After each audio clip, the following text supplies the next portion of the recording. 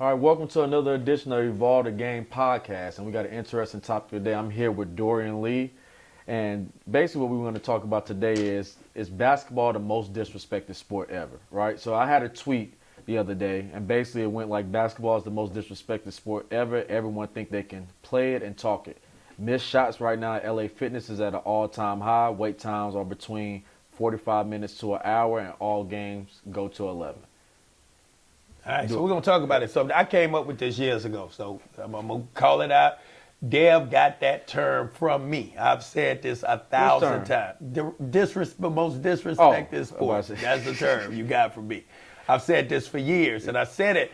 Mine was more football player related, right? And no knocking out my football players. But that was before social media, so it wasn't a lot of... Yeah, but I've said it on social media before, too. And you know, I had a recent tweet just talking about basketball. It's a reason it's disrespected. I actually put a comment out some years ago, a video together on why it's disrespected. Everybody feels that they can play the game, coach it, teach it, train it, whatever, right? It's easy because it's so accessible. Everyone has a hoop in the backyard. You can do it virtually by yourself. It's a solo kind of sport. You don't need anybody around. But it's a huge disconnect between having the skill to play a game versus having game, right? So if you think about that for a second, you can have a bunch of skill, but the sum of your skill doesn't equal having a game. I can shoot, pass, dribble, I can do everything, defend, but if I don't know when to do it, how to do it, run plays, do it in team concepts, under pressure. Right, but then that also goes to the fact that it's different levels to it. Because the reason why I feel like basketball is the most disrespected sport, because just because somebody is able to do it and have it accessible, that means I could pay $50 a month and go to LA Fitness, 24-hour fitness, Lifetime Fitness, and I could play with a group of guys. And I could be better than those group of guys there. So I feel like now when I watch NBA in college, I'm able to critique it, say what I would do and all that type of stuff. But you're not even at that skill level. Yeah, and it's not even the skill level. Say you're at the skill level. Let's just... the knowledge also. Let's say we got all of it. Man, the speed of the game, what I'm trying to tell people is that TV, better yet, bump the TV. How many times have y'all watched the game on TV and y'all said, man, you should have taken it to the basket? I've been on the floor with NBA guys. Them lanes ain't that open, bro. Not like y'all think. Y'all think the lane wide open. That thing closes so quick because the speed, length. And the length, right. And it's just different. And this is a new media arts visual guy. This dude is a monster. Devon Butler is a monster. I said it publicly. I just almost hurt my feelings to say this. But he is a monster with video, graphics, cameras. He is a monster.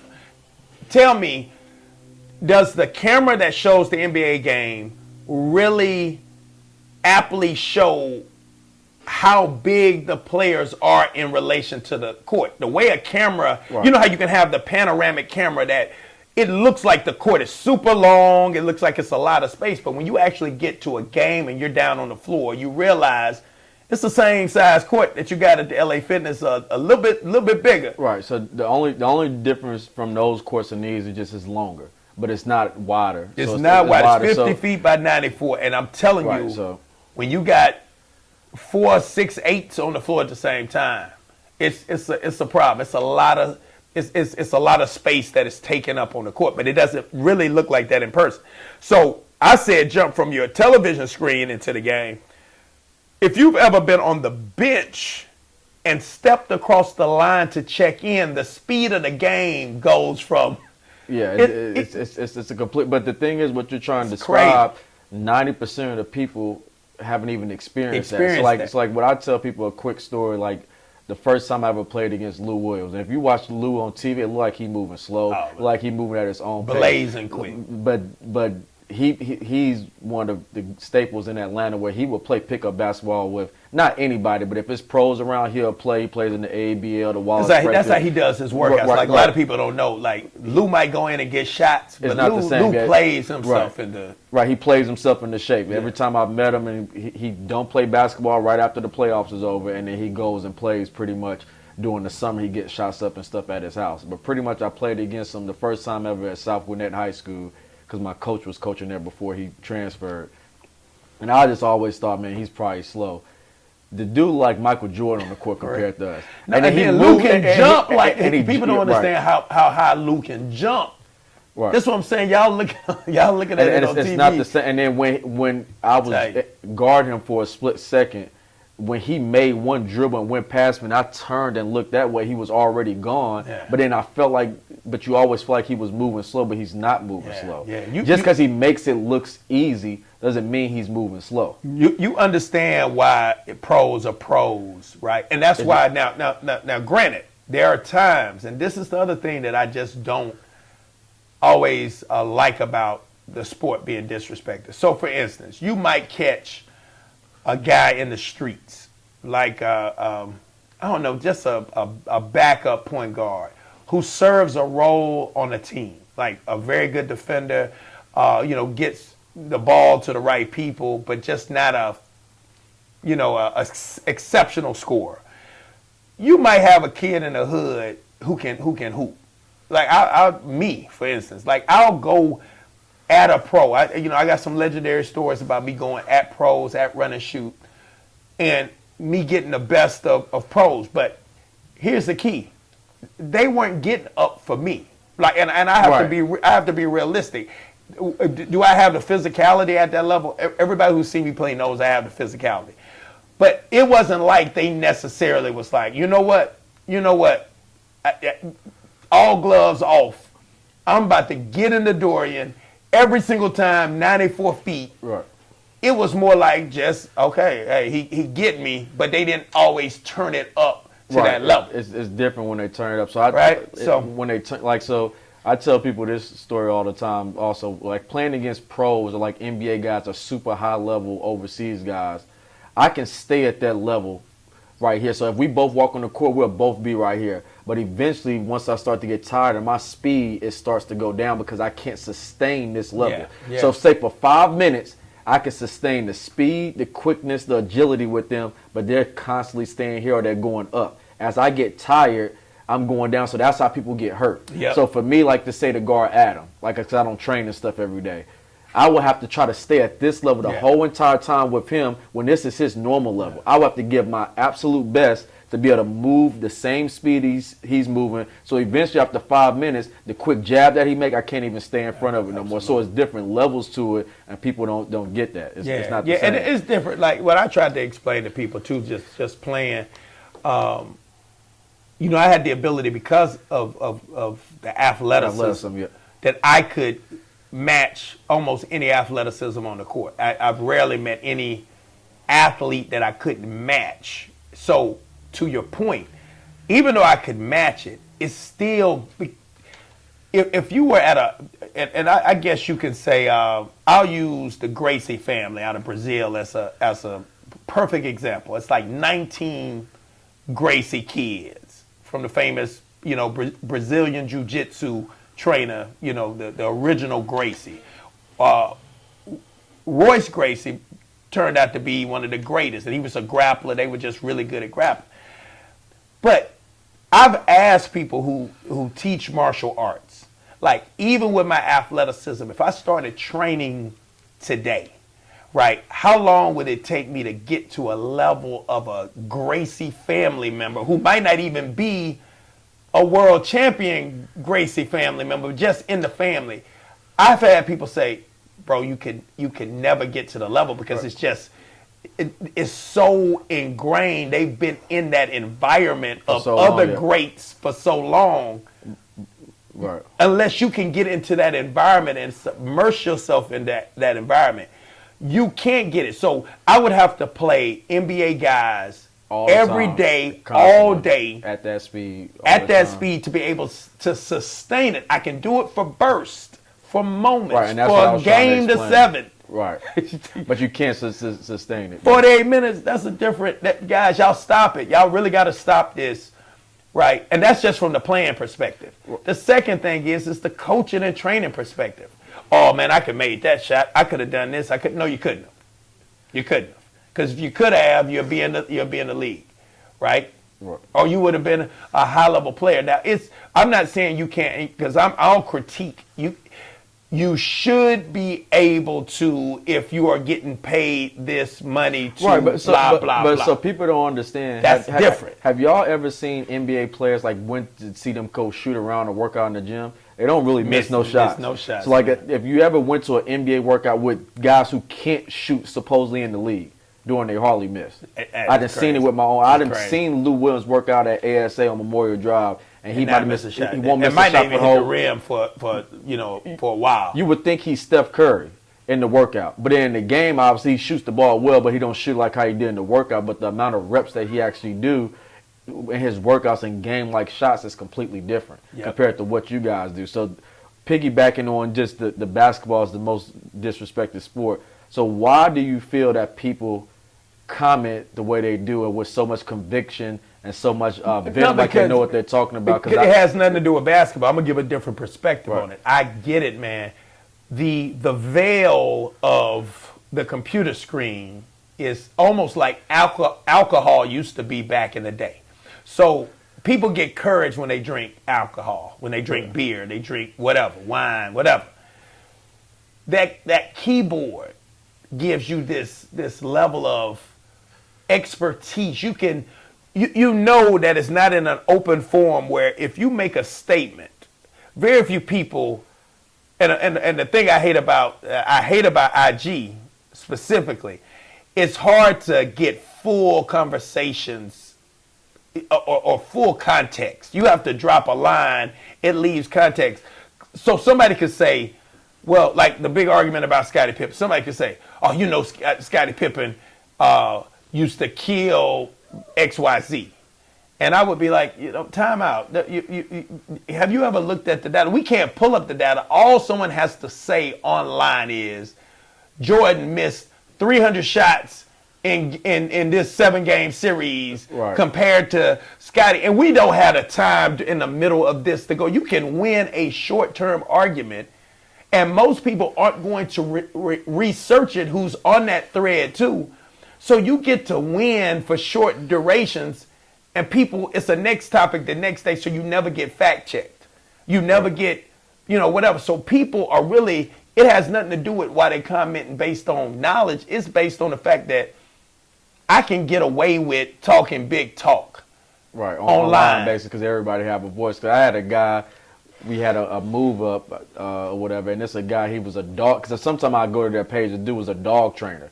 Don't like he had an athletic bone in his body. So I'm like, yeah, that's a travel or whatever. The guy literally said that's a travel. He dribbled the ball and he didn't take any more steps while the ball was still going. And I'm like, so where did you get that information from? Where did you read that at, and what knowledge do you have? No, that's not how we do it here. Whatever, that's a travel. I said, so where did you play?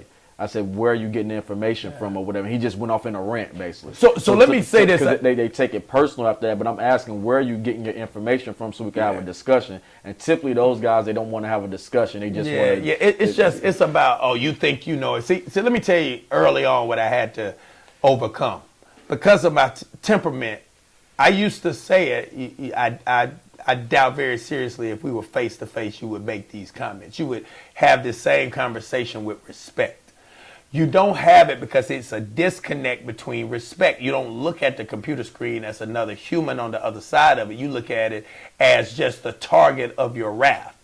For me, most people just don't have the knowledge base to argue some of the points that they argue. Period. Right, or they don't have the knowledge base for the stuff that you're going to send to them to give you an argument. So basically, it just turns into venom. Yeah. The guy said after that, he was like, all I got to do is add a bunch of emojis and put a basketball. Now I'm a basketball trainer.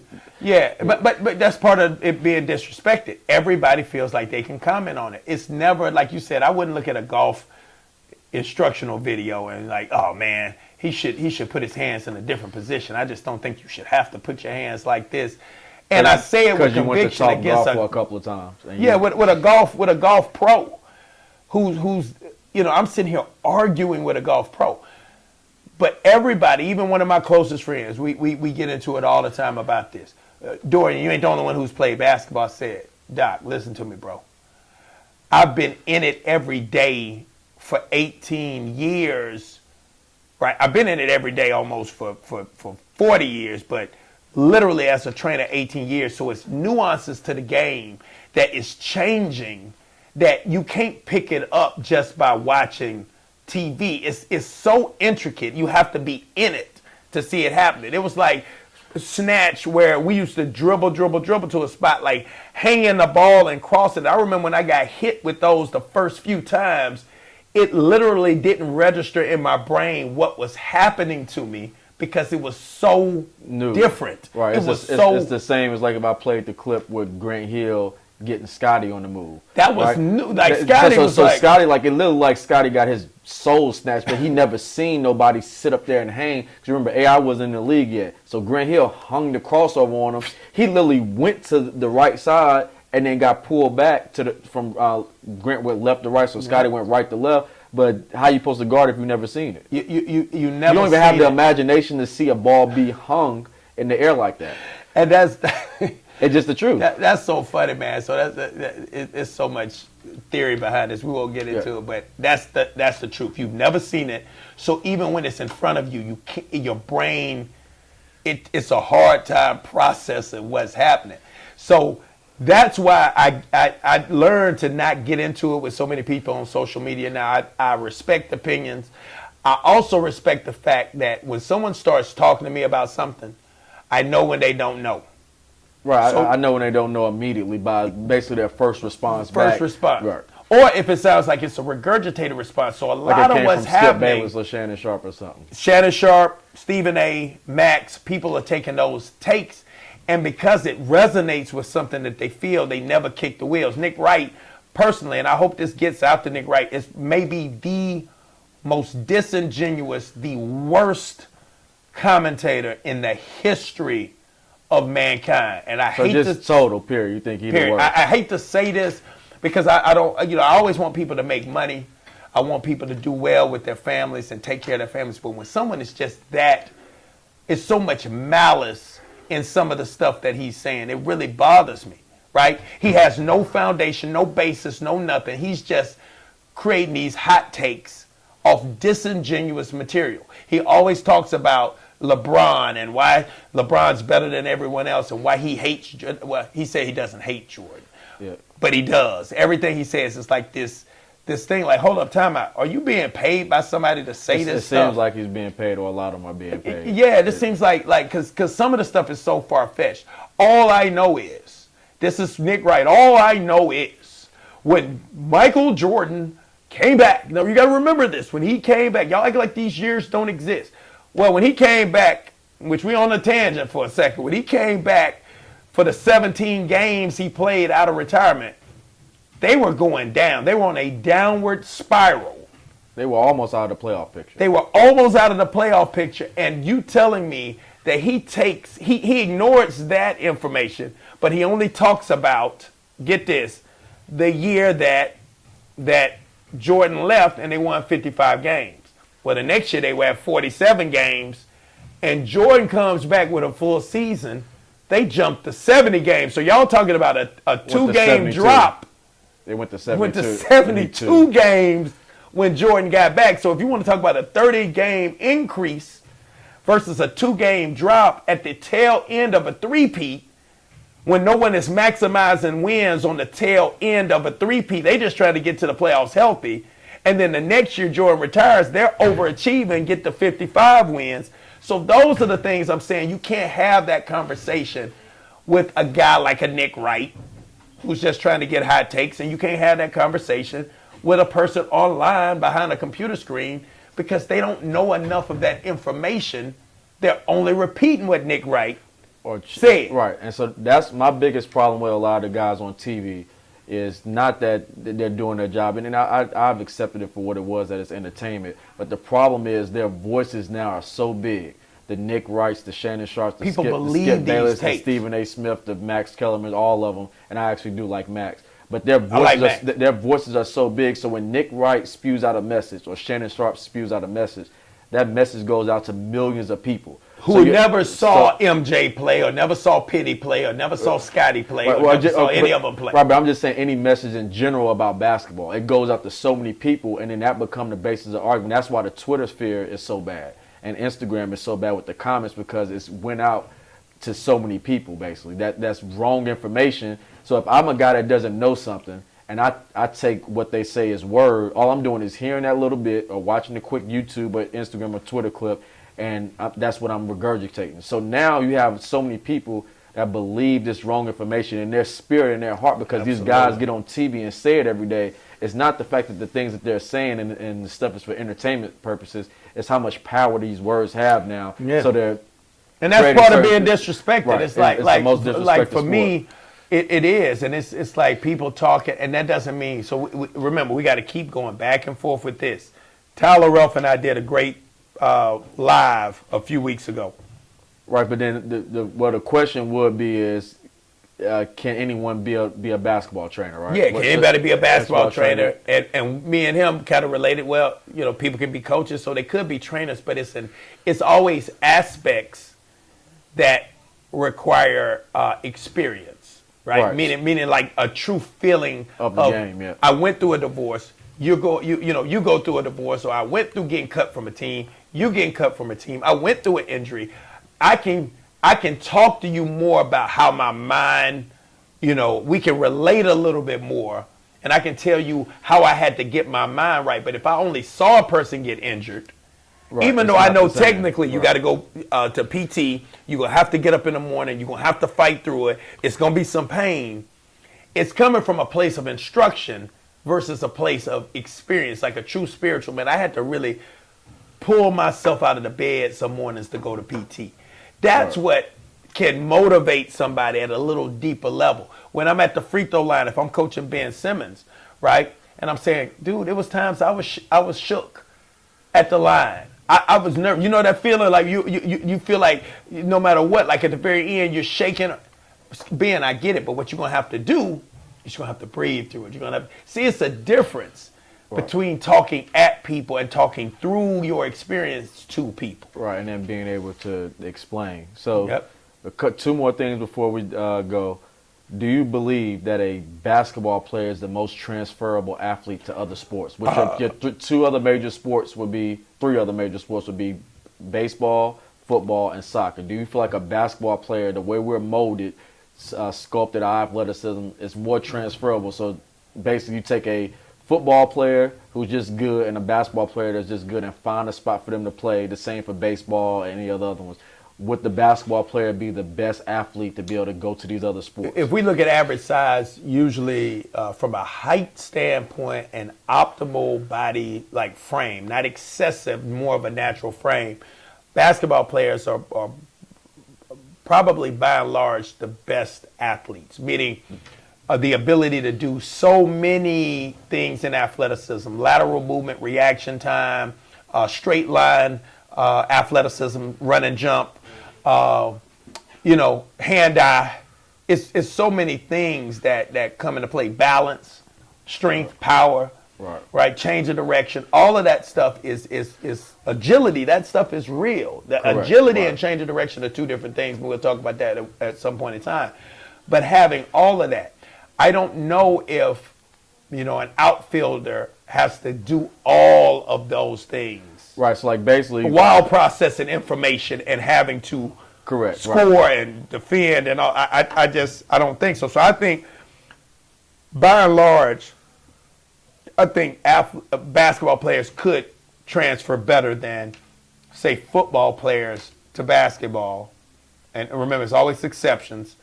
And baseball players to football or basketball. Right. Baseball is one of those sports, though I just can't, it's different. Physically, athletically, absolutely. But it's a technical aspect that if you don't start at 6 and go all the way through the majors, it makes it difficult. But if you talk about just pure athletic sports, like even, track and field, whatever, I think basketball players have a better chance to adapt. Right. I 100% agree with that. And one of the few last things is, so why are wait times at your local gym over an hour just to get to 11 or 12? Because skill is at an all-time low. And we had a podcast about the tough, guy, tough man culture. You still got a little of that of tough man culture in LA Fitnesses. That's the place where it thrives and survives. So you can hack a shack, the last play, the last point, right? And very few people have the ability and the skill set to still get through all of that, still be able to knock down shots, create space on a little smaller court. So that's one reason. And the skill set, people don't shoot well. And I'm telling you, in those type situations, getting to the cup is hardly ever an option. You're going to have to be able to knock down some shots to win some games in open run, man. Because when they get to 10 or 10 and you go into 11, you getting tackled. Every time, man. I got to wrap you up, bro. My bad. No, but you can't score on me. I love that whole, they wrap, almost break an arm. But, man, look, bro, I ain't mean to hurt, but you can't score. And not for the last point. Well, the first point added to the total. Why you ain't just keep wrapping me up at the first point? Why you wait till the last point to start wrapping me up? That's the thought process I'm always going through. But nah, man, it's skill work, inability by a lot of people to shoot, and to shoot with range. Because again, with a smaller court, it's a little bit more difficult, man. Those LA Fitness runs, sometimes when I look at people, it's tough to get certain baskets in those runs. Right. So, it's tough. So you got to have some skill, but that's the main reason it's going. The wait time is crazy now in your local gym. All right. So, hey, you guys drop a comment below and comment below if you think basketball is the most disrespected sport. If you're a football player, comment and how you feel. I think if you could play basketball, you think you could play football. If you're a multi-sport guy, or if you just think it doesn't matter. So, comment. I'm gonna say before we go, that's one thing. It's some guys historically, like when you look at a good friend of mine, Charlie Ward, who, was, people don't even remember that Charlie was a monster football player. This is a Heisman Trophy winner who should have been a first-round pick. And for years, the joke in New York was the best quarterback in New York and point guard for the Knicks, right, for years. So it's some people who have that ability to transfer. And it was remarkable because, in my opinion, if you've ever seen Charlie play, Charlie was a phenomenal football player. I think he was a very good basketball player. But in my opinion, I think he was a better football player. And for him to have a 10-year career is a testament to the type of athlete that he was. That was a phenomenal job. But again, look, subscribe, like, comment, and tell us even topics that y'all want to hear us talk about in the future. All right, until next time. All right.